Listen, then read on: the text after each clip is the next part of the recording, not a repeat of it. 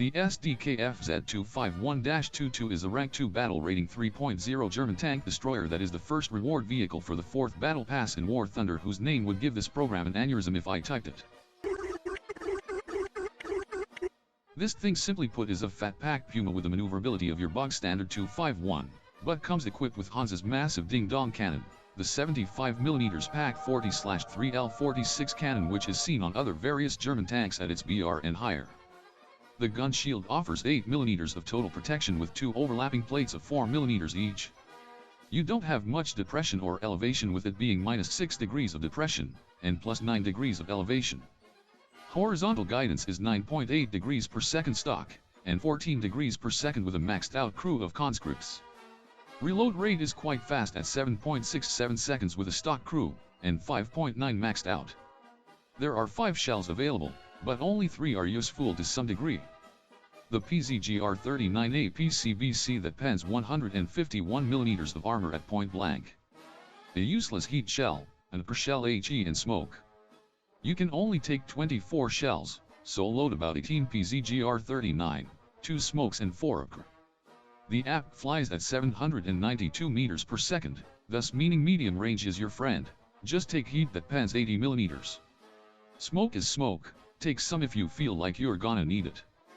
Close quarters is manageable but risky, since your maneuverability is akin to that of an apartment complex thanks to your dumbass weighing 9.9 metric tons with a measly 100 HP engine, and which only gives less than 10 HP per ton. The tracks are about as thin as a toothpick, so don't expect yourself to be going anywhere fast unless it's on flat terrain or concrete or asphalt. The top slated speed is 52 km per hour, and I've only seen it on roads. Off-road is likely a mid-30s, or low 20s depending on the terrain.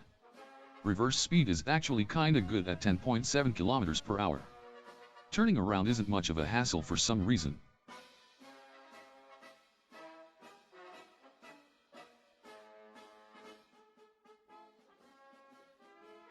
If you want to kill this thing, aim anywhere but specifically the left side facing you. As most of the ammo is stored there, it'll give off some nice fireworks. Survivability is akin to anything with wheels. I think you know where I'm going with this. Shells might pass through and not explode, but this is the place 50 calories get littered about. So prepare your ass for anything to go wrong at any time. But when you get set up on a flank or behind shooting positions on major parts of maps, this thing can rack up a few kills pretty easily. And when you're doing good, it's really satisfying. The gun reloads fast enough to get 2 shots off sometimes before an enemy can respond with a shell of their own. The zoom is 1.9 times to 3.5 magnification, with an FOV of 40 degrees to 21 degrees in the sight. Early game is more of a ranged playstyle, and mid to late game is when I usually move into the map and smack ass with a gun. It might fit other playstyles, so play with it for a while and find something that works for you. Your armor may as well not exist, with 14.5mm on the engine front and driver's ports, 8mm on the vehicle cheeks and engine roof. 8mm all around the rest of the damn thing. The more astute may have noticed that this thing lacks any form of proper covering, aside of 5.5mm roof plate above the driver and machine gunner. And as soon as a plane spawns in, just realize that you're dead meat. All modifications are unlocked, your earnings are decent with a 100% effective SL earn, with premium benefits, so it's above 1k SL for anything bigger than a light tank/TD, but it's not good for grinding in the long term as it's rank 2. Crew skills can be dumped into tank driving, vitality, leadership, reload and repair. This thing has been added to the Holy German Premium Tank Council.